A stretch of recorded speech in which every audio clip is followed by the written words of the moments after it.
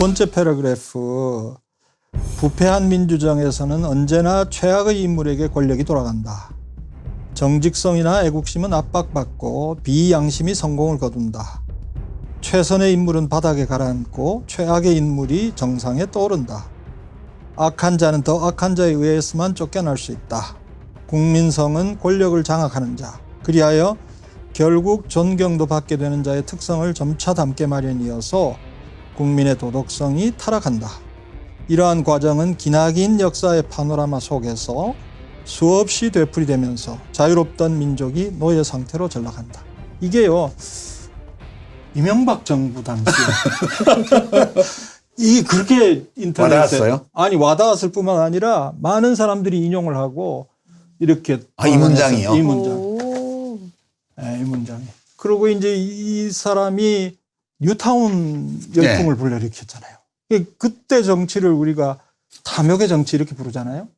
그 2008년인가 총선에서 서울에 뉴타운 때문에 한나라당이 40석을 했다고요. 그때 김근태 씨도 떨어졌죠. 맞아요. 그때 상황을 보여주는 예견한 구절이다. 이래가지고 굉장히 많이 유통이 됐죠.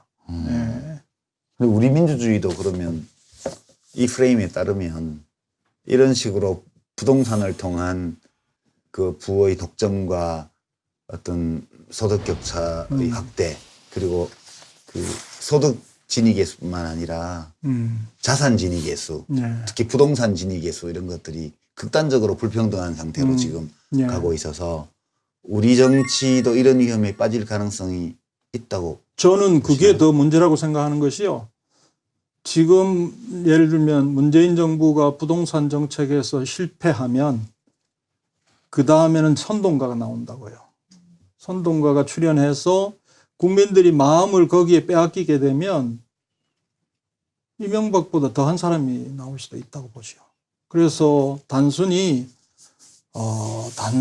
뭐 정책 실패 혹은 뭐 지지율 하락 이런 정도의 문제가 아니라고 저는 조금 위기감을 느끼고 있습니다. 근데 우리 지금 민주주의에 살고 있으니까 국민이 주권자예요. 국민 개개인이. 주권자는 뭐든 다 해도 돼요. 실제로 뭐든 다 하고요. 그러니까 이 국민주권이라는 말이 그냥 추상적인 헌법의 원리가 아니고요. 이 부동산 문제처럼 구체적인 정책에 있어서도 사실상 국민이 주인이에요. 왕이에요, 왕. 그 왕이 어떤 충동이나 이런 거에 빠져서 그런 선택을 하면 사회는 그렇게 갈 수밖에 없어요. 그리고 왕들이 깨어나서 이러면 안 되겠네. 그래서 다른 선택을 할 때까지는 그렇게 가는 거라고 저는 생각을 해요. 그러니까 조지스트들은 정의를 위해서, 인간을 위해서 부동산 문제를 이렇게 해결하자고 하지만 보통의 사람들은 내가 부자 되고 싶어 해요.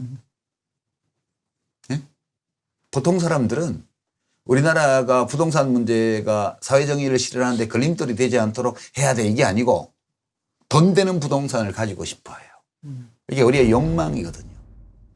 저는 우리 마음속에는 부동산 투기꾼, 욕망으로 가득 찬 부동산 투기꾼의 모습과 성자와 같은 헨리 조지가 공존하는 것이 우리 개개인이라고 생각을 해요.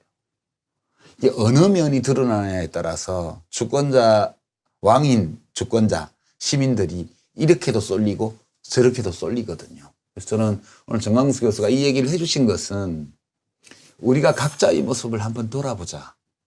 어떤 욕망이 나의 삶을 지배하고 있는가. 지금 나를 사로잡고 있는 이 욕망이 아름다운가. 이 책도 맨 마지막에 개인의 삶에 대한 걸로 맺어요. 이것을 해봐야 된다고 생각해요. 이 신년에요. 내 삶이 온전한가. 신년도 첫 방송에서 저는 이 헨리 조지의 진보와 빈곤이라는 책을 다루는 이 시간이 우리 시청자 여러분이 보셨다면 내 모습을 한번 돌아보는 시간. 부동산을 거울로 해서 거기 내 모습을 한번 비춰보는 시간. 이 됐으면 어떨까? 이 책을 연말 연초에 선정한 이유 중에 하나예요. 그게 사실은. 예. 그랬으면 좋겠다는 소망을 말씀드리고 싶어요.